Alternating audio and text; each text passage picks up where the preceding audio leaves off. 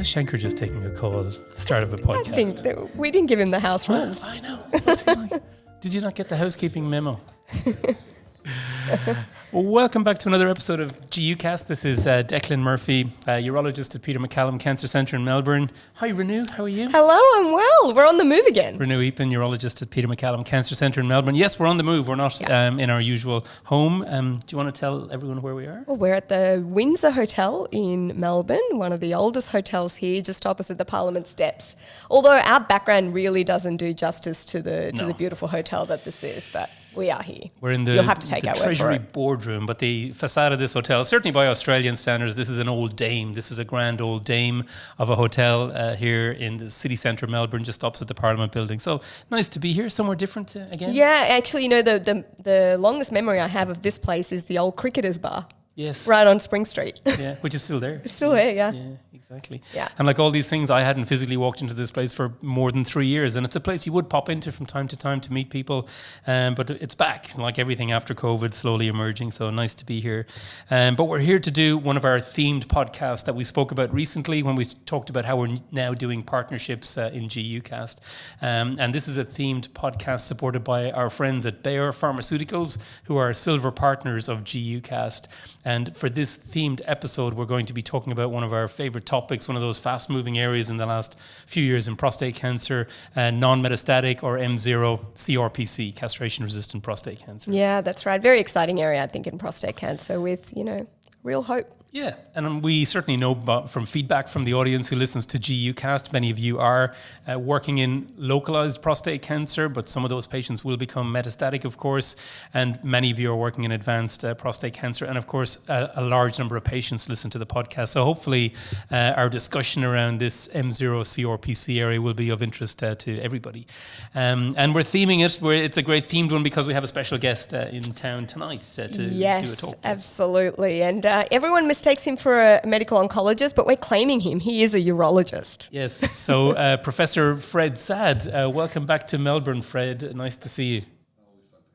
Yes. So Fred, you're a urologist, of course, chief of urology and professor in Montreal. And we know you for very many years talking about prostate cancer and especially advanced prostate cancer because you've had a lifelong interest in this area. So thanks for coming back to talk about this area tonight back in Melbourne. It's a great time to be in the field. It's a great time for patients too. There's a lot more hope than when I started and we had only ADT to offer patients until they died. Fantastic. That was basically it. Yeah. And also joining us, Dr. Louise Kostos, friend of the podcast. Louise is a medical oncologist at Peter MacCallum Cancer Centre. Louise, welcome back. Nice to see you.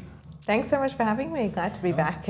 And also friend of the podcast, Associate Professor Shankar Siva, radiation oncologist. So a real multidisciplinary panel.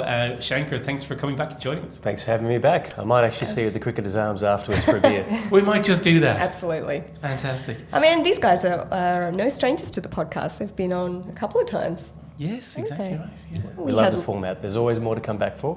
And more merchandise. Exactly. And of course, this is a really classic multidisciplinary area, nmCRPC. So, Fred, we thought we'd talk first of all about the how we get there with these patients. How does a patient end up being designated as being castration resistant but no evidence of metastases?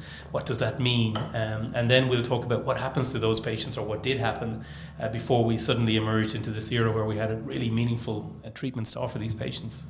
Yeah, so it's pretty simple. If people believe that early ADT makes sense for patients, this is how we reach to this state. So when we operate a patient or God forbid, our radiation oncologists treat patients and they recur. I know none of us have ever seen this personally. See, he's a urologist. But it happens. We started with this. Yeah. So, when patients recur, and especially if they have fast doubling times, we usually will introduce ADT because we've got evidence that if we treat before the appearance of metastases, patients do better. But unfortunately, they can become castrate resistant even without the evidence of metastases. And evidence of metastases is based on conventional imaging. And that's what we need to be clear about. The definition doesn't change because you guys have led the world in PSMA. The definition of non-metastatic CRPC is based on CT and bone scan, and that's still the definition until today, until we decide that there's a better definition of that state of the disease. Yeah, and I'm sure that's one of the areas we want to talk about is how you define these and the impact of novel imaging. But I think you're right for the start. We need to focus on conventional imaging because that's still the standard around the world, and it is the standard that has defined the trials that we'll speak about in a few moments. So if we could just ask you to talk about this sort of typical patient. There are 3 big trials that you're speaking about at the educational meeting tonight. And from my recollection, all these trials predominantly were patients who'd had previous treatment for prostate cancer, like a prostatectomy or radiation, I think maybe 3/4 of them, but had relapsed and were then started on androgen deprivation therapy, often without any signs of metastases. That's something we probably don't do quite so much anymore, start patients on ADT without metastases. Well, I'm surprised you say that, Declan, because I think around the world, if you've got a patient who recurs after surgery or radiation and you're watching them and the PSA is going up quickly, and you have algorithms and nomograms to predict time to metastases and death. And so we will often intervene with ADT before they become clearly metastatic to try to avoid or delay the metastases. So we do see a lot of those patients that are on ADT that are non-metastatic. And when they recur, then they're not they're not homogeneous. And we base it on PSA doubling time because we have studies that we did to prevent metastases. And the placebo arms of those studies really helped us to define what is a high-risk non-metastatic CRPC. So that's important. We don't put them all in the same basket. If PSA is rising, you really have to look at the doubling time. And if it's under 10 months, those patients are at much higher risk of early metastases and early death. And those are the patients we put into the clinical trials. So we're not talking about the slow-rising PSA where maybe there are opportunities to target lesions that we would pick up on PSMA or some other mode of imaging. But Shankar, I might go back a step again to ask that question about how we get to the point of their PSA is rising, because patients we treat with a definitive radiotherapy for their prostate cancer and then a couple of years later the PSA is rising, maybe started on ADT without metastases and good, the PSA goes down, but you've also started the clock ticking on castration-resistant prostate cancer. So what would you say is the approach nowadays for the patient with the rising PSA? Let's say they don't have any metastases. How are they managed?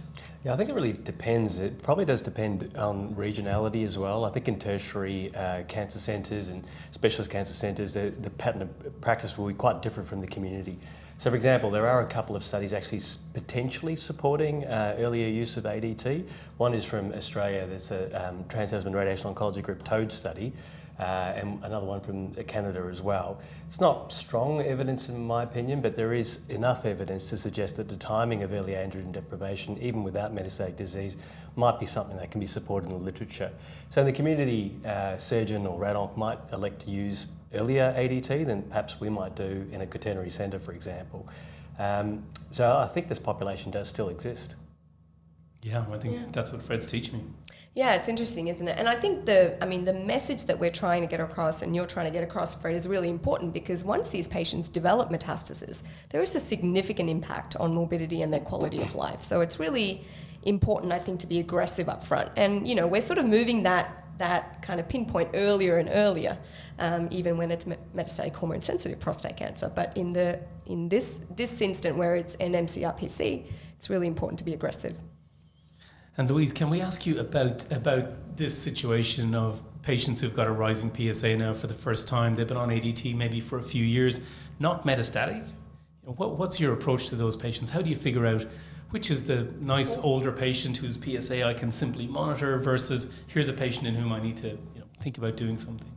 Yeah, so I think the first thing, as Fred's mentioned, is looking at the PSA velocity and how quickly is the PSA doubling. And generally, PSA, obviously less than 10 months is sort of the landmark in terms of our PBS subsidisations and trial eligibility in Australia. But really, if it's doubling in less than 6 months, I'd be quite concerned about, I guess, the aggressiveness of the prostate cancer and wanting to add an additional systemic therapy. Whereas if a patient's completely asymptomatic and it's doubling every year or so, they'd be the patients I'd be more inclined to just sit on and monitor. For patients who also have a fast doubling time and they don't have any clear metastatic disease on conventional imaging, I mean, a year ago, when we didn't have any drugs available to give these patients or clinical trials, perhaps in that situation you'd think about novel imaging to see if perhaps M1 disease would then change their treatment options. But now we're lucky we do have some therapeutic options available for them. So Louise, from a practical point of view, if you've got someone on ADT, what is your monitoring regime? How often do you check their PSA? How often do you do imaging? So if they're just on ADT alone and feeling well, usually we'd review them every 3 months for clinical review, check how they're coping in terms of toxicity, and also check their PSA. In terms of imaging, we don't routinely do conventional imaging unless there's a reason to, so unless the patient develops concerning symptoms or if the PSA starts to rise, and then that would be the trigger to repeat imaging. But then you also have to monitor for all of the toxicity associated with androgen deprivation therapy as well. So look at their bone mineral density and sort of do a DEXA scan, say, every 2 years, and make sure you're looking at their lipid profile, the HbA1c, given they're at higher risk of cardiovascular disease. So that would factor into each 3-monthly review. The problem, Fred, for these patients who their PSA is now rising, they're getting worried about it. There were no management options. And do you want to take us back to some of the earlier studies that you were very involved with that helped define the natural history of these nmCRPCs, so we understand what's likely coming down the road for some of these patients, the high-risk ones, as Louise said, because some of these earlier studies were really what helped define the more recent pivotal studies of life-prolonging therapies. Yeah, absolutely. So, not so long ago, we really had no options for patients who were non-metastatic CRPC. And unfortunately, we didn't really know the natural history. So we had done trials with denosumab and zoledronic acid to try to prevent or delay bone metastases. And we included patients that had rising PSA, but really didn't know what the natural history was until the first pivotal trial with zoledronic acid that actually failed. Not because the drug wasn't effective, but because we didn't know the natural history. And we had estimated that patients would become metastatic within 18 months. And we took an all-comer population and realized it was actually 33 months because we made no distinction of absolute value or PSA doubling time. And from that study, we found out that 6-month doubling time was the very fast time to metastases and even death. And if patients had a doubling time of 18 months, it took over 3 years to become metastatic or die. So really, we have to stratify those patients, and those studies helped us. The denosumab study confirmed what we saw in the early zoledronic acid placebo arms of those studies.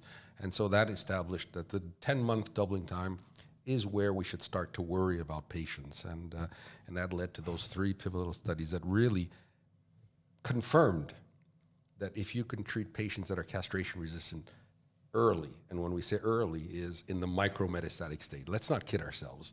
Patients who have fast doubling times, PSA rising, they have something going on somewhere. It's just that we don't pick it up on conventional.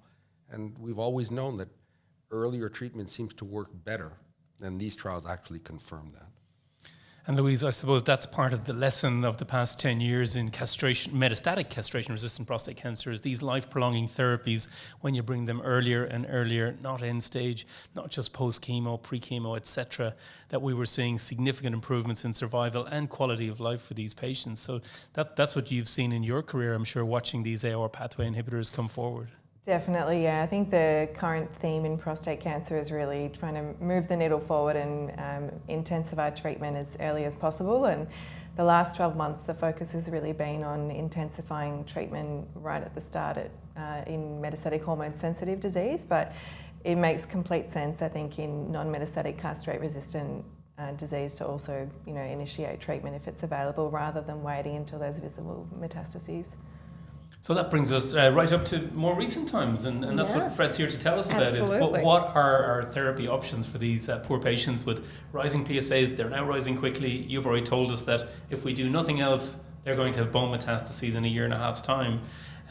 But then no life-prolonging therapies in this area until, these treatments came forward. Yeah, and they didn't come out of nowhere. I mean, we had the patients that were treated post-chemo, as you mentioned, and then pre-chemo CRPC, and we were continuously doing better. So the next step was to introduce it even before the appearance of metastases in the castration-resistant setting. And what those 3 trials showed, amazingly, 3 consecutive trials showing that you can delay metastases by about 2 years, which was more than what we had expected when we designed the trials, against a placebo. And placebo was acceptable because there was no standard of care. So we compared it against doing nothing. And so that was already the primary endpoint, and that was enough to get approval. But I think everybody wanted to know, well, does that improve survival? And we had ideas that it would probably improve survival by looking at how long it took them to fail therapy. And when you think back, when you give somebody an ARP-targeted therapy in the metastatic state, most of them are going to progress within a year. And here it was about 3 years before they developed resistance. So we already had an idea that earlier did make a difference, and it did turn out to show significant improvements in overall survival, even though the placebo arms were treated much earlier than we would in the real world. So you do not catch up if you wait for even the earliest signs of metastatic disease compared to treating them even before they have visible metastases. Yeah, it's interesting. Really clear messages. So going back to the point about, for listeners out there, about how you identify the patients, because for urologists and radiation oncologists, we all have waiting rooms full of patients who've been on ADT for many years. They're coming back every so often. They may be, well, they're getting a little bit older now. Maybe I'll ask you about that, Shankar. This guy with the slightly rising PSA, doubling times a long time, is this current data, this emerging data, changing the way you approach these patients? Are you tightening up perhaps how frequently you're going to look for the PSA? Because for listeners out there who manage patients with prostate cancer, there's lots of men in the waiting rooms with rising PSAs. And I think what Fred's just said is we have to identify these early on. So how do you do that? You're going to have to check the PSA. I think in general, follow-up patterns, at least locally, are relatively, stringent. We follow patients out for many, many years, and often even 6-monthly PSAs are reasonable in a patient who's had definitive treatment in the past. I guess the population you mentioned, which was like you mentioned, there's 3/4 of patients had prior treatment. There is that population of men who've never had definitive treatment to their prostates, and that population is real as well, because I guess once we're better at managing our medical comorbidities, we're actually surprised by how long men are living. Men that you may not have thought would have reached the area of castrate resistance are actually becoming castrate resistant on definitive therapy, on ADT alone. So these 2 populations of men are definitely people we should be following up. I'm not sure I can give you a guideline as to the optimal time for follow-up, but certainly it's nice to have these new options available. And what about imaging, Shankar? I mean, it has such an important role, not just in determining who are the people that are progressing, but also who may be, a good candidate for something like SABR, to an isolated lesion. What's your take on that, and how often do you image patients, and at what point do you image them, and with what? That's a great question. And I think I'm probably skewed by my practice and where I'm working in Melbourne, and particularly Peter Mac. I think it's going to be different based on where you are regionally as well. To be honest, I think the bit that I should ask all you what your views are. The area I find most challenging is that intraprostatic recurrence in a patient we've done just regular PSAs becoming castrate resistant. All of a sudden we arrange a PSMA PET and it's intraprostatic recurrence. And that man's obviously typically a bit older, might have had prior radiotherapy or no treatment at all to the primary, and the reason for that is that it may have been comorbid at the time. Managing that man is a challenging part. Do we add some other local therapy alongside escalating the systemic therapy at that point? So, I'm going to answer PSMA PET, and that's probably an easy way to go. But what do you do with that PSMA PET? Yeah. Nobody's answering the question. That's always a worrying sign, Fred, isn't it? But it's a special area. You've talked about it before. It was talked about at APCCC. What do you do with this patient with the rising PSA? Novel imaging is showing this very impressive lesion in the prostate, in the untreated prostate, no metastases. Now, clearly, the data, which we want to ask you about, the 3 trials, and we'll make reference to what's approved in this country and reimbursed. But what about treating the primary? If you can see this avid lesion, you might even have rebiopsied it. It's the only site of disease. Never had local treatment. Is there value in locally treating these as well as the systemic treatment that we'll come on to in a second? Well, it really depends on the biology of the disease, and I think as much as we think PSA is not very useful, it's the most useful biomarker we have, and the biology really is based on the doubling time. So if it's a slow doubling time, I completely agree.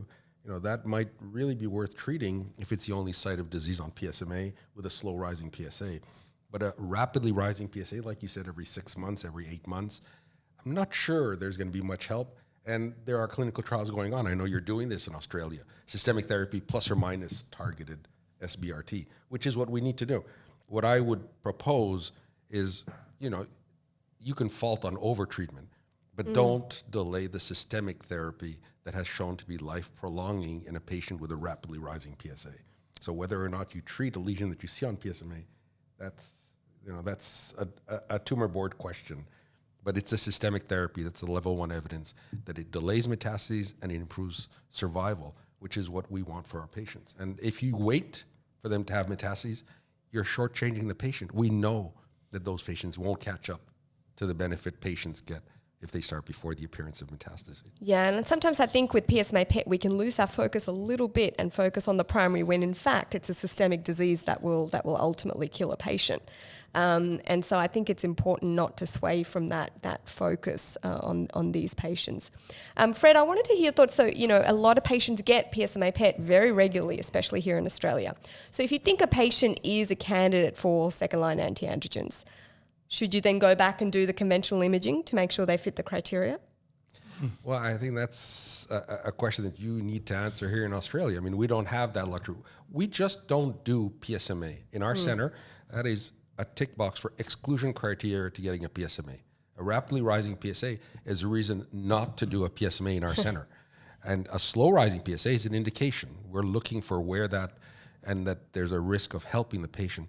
So outside of a clinical trial, you just can't get a PSMA in our center. So we're doing the conventional imaging. And to come back to the frequency, if the PSA is starting to rise and you're in the castrate-resistant, we're getting PSAs every couple of months. Because if you're getting them every 6 months, it's going to take you a year and a half to calculate the doubling time. If you're getting them every 2 months, you can calculate it within 6 months because you need 3 PSA levels. So if you're continuing to do business as usual every 6 months follow-up, you won't realize they're rapidly rising until about a year and a half or a year. And so that's a good point, yeah. So you need to shorten the windows of PSAs once you see that they're starting to rise. And so we talk about personalizing care. It's personalizing follow-up and personalizing to help the patient make a decision. That's what I do, I must say. Once I see PSAs rising, I'll usually give the patient a few extra PSA slips saying, I'll catch up with you in 3 months, but do this again in a month and another month and we'll catch up in 3 months. But Louise, can I ask you that question? That's my simple way of doing it, but you're much more used to using PSA doubling time and you're much more advanced patients. What tips do you have for clinicians out there about PSA doubling time? Do you use apps or websites to do this? I think you make a really good point, Declan, about tailoring the follow-up to what's happening with the patient and the PSA kinetics, because certainly in the castration-resistant setting, if a patient has really stable disease, they're tolerating the enzalutamide really well, sometimes 12-weekly reviews is appropriate, whereas other patients where the PSA is slightly trickling up, sometimes I actually review them 4-weekly just so I keep a really close eye on the PSA, particularly in that situation where when they progress it can be quite rapid. But I usually do always try and formally calculate the PSA doubling time. So there's a couple of good apps. There's the PSA app, I think that's what it's called, when you literally just put the 3 or 4 most recent PSAs in and it spits out a nice doubling time. Unless it's really obvious and you can tell it's obviously doubling within 4 weeks, then you don't need to calculate it. Is that what it's called? Is that the one that's PSA PP? I presumed it was PSA app. You're right. Combined. PSA app. I get exactly. it. Yeah. It's on the App Very Store. good. I think it's a couple of South American urologists put it together. right, But that's okay, and it's got yeah. PSA density in it as well. Actually. Yeah, that's handy right. for our Yep. MRI work. It's really helpful. Yeah, so I think it's useful and it saves the data, so you can just add it in the next time. But so use a tool. Don't just have a guess at it. That's what do you do, Fred? Well, in doubt, I use the Sloan Kettering. I just discovered this one, so I'll take a look at it. But there are some patients that are very simple. You just go back to find where it was half of that, and then you've basically calculated it. So some of them are clear. It's the ones that are more in the 8 to 10 month range that you need to probably refine it and use one of the apps. Absolutely.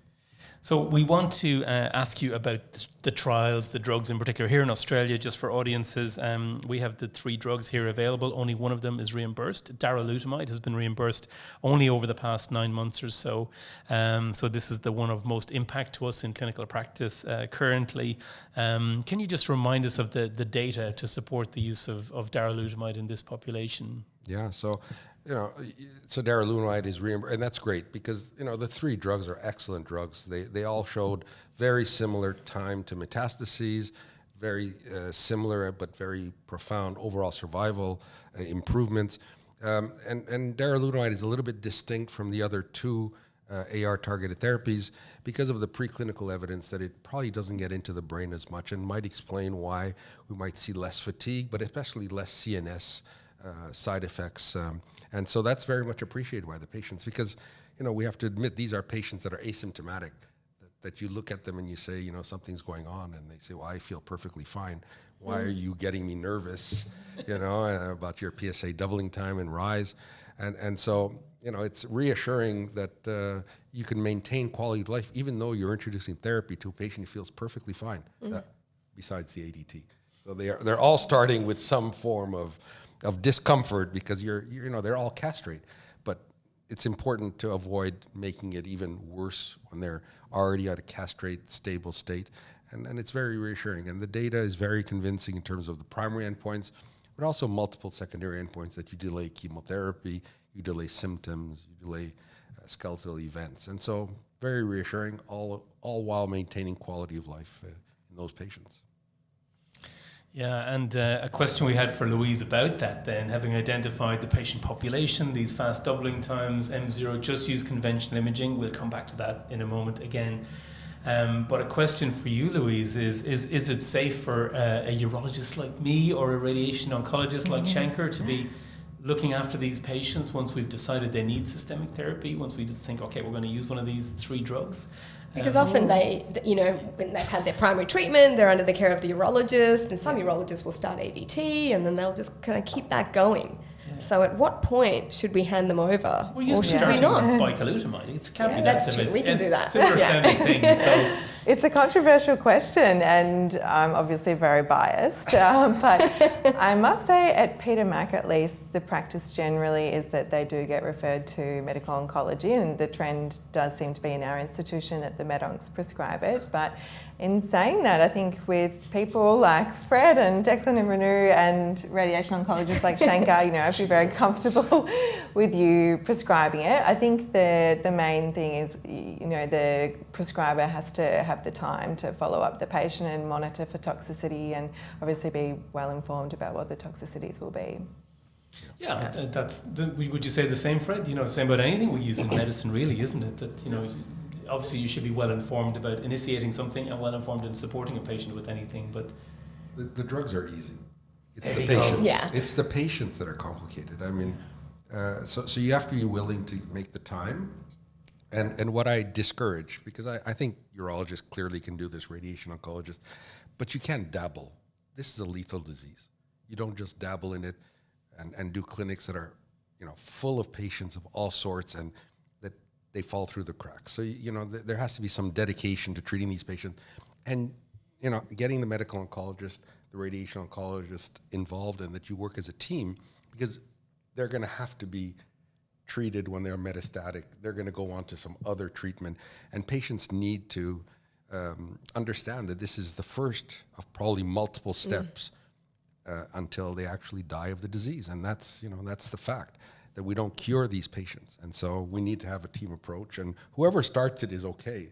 It's the fact that we have to know when it's appropriate to change therapy. And that's what sometimes people forget, is that, there are signals that things aren't going as well, and that patients have to be prepared for that. Fred, I'm interested to hear, all these, when these AR targeted therapies are started, of course, their ADTs continued. Mm-hmm. Do you see a situation where the ADT can be stopped in the castrate-resistant population? The simple answer is no. No. All the studies have maintained ADT throughout, so we have no data. And it's always the question, we're doing hormonal therapy, why don't we stop the older hormonal? They've become hormone refractory. Why are we continuing the hormone therapy? And that's a misnomer, and it really is important because patients get confused. Sometimes they think they're starting another drug so they can stop the old one. So you have to continuously remind them, are you taking your injections? Don't stop. This is for life. What we do is addition to the baseline. And for now, I would absolutely not recommend stopping the base hormone therapy. Even though testosterone sometimes takes a long time to go up, it starts to creep up. and going from 0.7 to 1.7, you're still castrate, but you see things worsening, and you don't want to be dealing with the castration-resistant clones and the castration-sensitive clones. Yeah. Don't dabble in it. I think that I'll remember that, but if you are interested in the disease area and you care about your patients, it is definitely possible. And industry are very good at supporting us. Key opinion leaders and colleagues are as well. But for me, the most important message about all of this is for those of us who have these patients, we need to learn that lesson about how to identify these patients, because it's such a missed opportunity if just because we weren't aware of it or we maybe weren't on top of that PSA as it was rising, then we miss out on this opportunity. These drugs are available. It's reimbursed in Australia. So I think that's the message for everyone out there. When you're in clinic tomorrow, that old fellow his PSA is rising a little bit quickly, get on top of it, give him a couple of extra PSA slips, and don't do a PET scan. I think that's one of the most important things. But Shankar, to ask you about that, we know data that Michael Hoffman at Peter Mac was involved with 5 other big institutes, including Fred around the world, showed that in this population of men with nmCRPC, with a fast rising PSA, if you do a PET scan, almost everybody has disease outside the prostate. So isn't that therefore an important point? Don't do the PET scan. There's going to be stuff you're not going to see on conventional imaging. Do you agree with that? Or what is the role of doing PET scans? I mean, the data you're referring to had 98% of the patients having some type of disease, but not all of that was outside of the pelvis. There was about a quarter, I believe, I remember, it was within the pelvis itself. So it's not necessarily M1 disease on novel imaging. So I have a bias because we do have a trial here that we do use conventional imaging for called Decrease, which we have an entry of nmCRPC, which is based on the conventional imaging, and then randomise, all the men have PSMA PET scans and randomised to either darolutamide versus darolutamide and consolidation radiotherapy at 3 months. I still use conventional imaging in this group, and I think the use of PSMA PET sometimes raises issues that you don't want to deal with necessarily, like I mentioned, the intraprostatic recurrence and what to do with that. And we have level 1 evidence, as mentioned, in that M0CRPC setting. Yeah, I think that's very interesting about the intraprostatic recurrence. Just to bring it up again as we head towards the close, Fred, because at APCCC, again, we don't have evidence to inform this. So sometimes the APCCC meeting, which is a great meeting, at least has leaders voting on what would you do in clinic with this patient with this. And there was support for local therapy, and whether that's usually radiotherapy to it. So, what's your comment on you're a classic clinical trialist, but what's your comment on using expert opinion like from APCCC to deal with real world situations where there isn't a trial, there won't be a trial? No, absolutely. I mean, we're both involved, and all of us were involved at APCCC, and it does give some guidance, but clearly we don't have consensus in many areas, and where we don't have consensus is where we need clinical trials. So this is where APCC sometimes helps us to define areas where we need to do more work, and I congratulate the team here to be doing that work, because this is the only thing I wouldn't want is to say you do targeted therapy without systemic therapy, with the goal of waiting or delaying systemic therapy. That could be life detrimental for the patient. But I look forward to seeing those results. But in a patient with local recurrence in the prostate, slow doubling time, clearly we do treat if it's safe. Rapid doubling time, it's a clinical trial question, because you have to weigh the pros and cons. I mean, it's not always a walk in the park to get radiation therapy, especially if you've already had it in the past.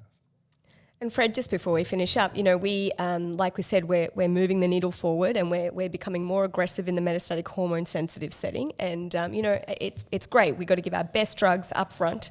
But what happens when, eventually they'll progress, and if we delay progression, then great. But what happens when they get to the castrate-resistant setting and we've exhausted those options?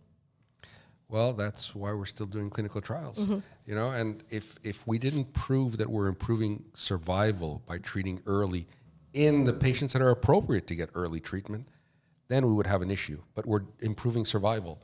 Yeah. So that argument of don't do too much up front because you need to do something later down the road is a ridiculous argument against aggressive upfront treatment in a patient who's at risk of dying from prostate cancer. You have to do the very best, because your best chance is the first. Yeah. Yeah.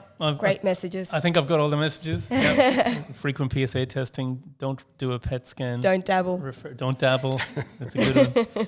Louise, could I finally ask you, is there anything else going on in nmCRPC? I mean, it seems like there's been fantastic progress to get to these 3 very well-tolerated life-prolonging therapies in the space now, darolutamide reimbursed here in Australia. Is that the end of research interest in nmCRPC now? Or what do you think might be an interesting research area? With the current theme in prostate cancer is really intensifying treatment, so I wouldn't be surprised if there's future clinical trials looking at subsequent combinations.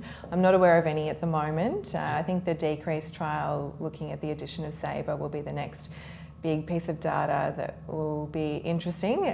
But I guess the other thing is looking at genetic testing, because classically in Australia we only do testing for BRCA when they have metastatic disease. So as soon as these patients progress, that would be our next step as the medical oncologist. But whether or not we start doing that earlier on and introduce PARP inhibitors in this situation for the BRCA mutated patients, that possibly is something we can explore in trials. Fantastic. Fred, any last comments from you?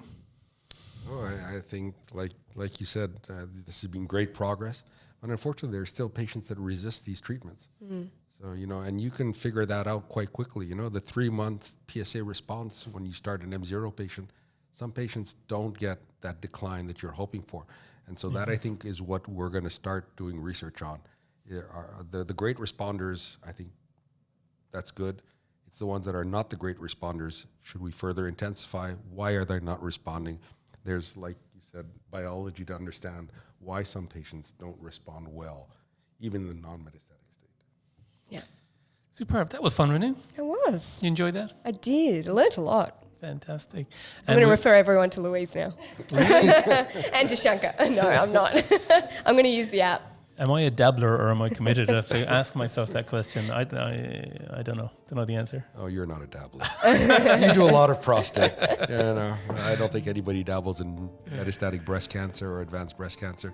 I think prostate has to realize that we're dealing with men that are going to die of the disease, and understanding it and referring appropriately is as good as doing it yourself. Absolutely. Fantastic. What a great way to finish. Well, thank you very much to Shankar, to Louise, to Fred for joining us on GUcast. True multidisciplinary panel. Exactly. And thanks very much to our silver partners, Bayer, for supporting this and for supporting Fred being in town tonight to educate us all. That's all we've got time for now. We'll be back again soon. Thank you very much and goodbye.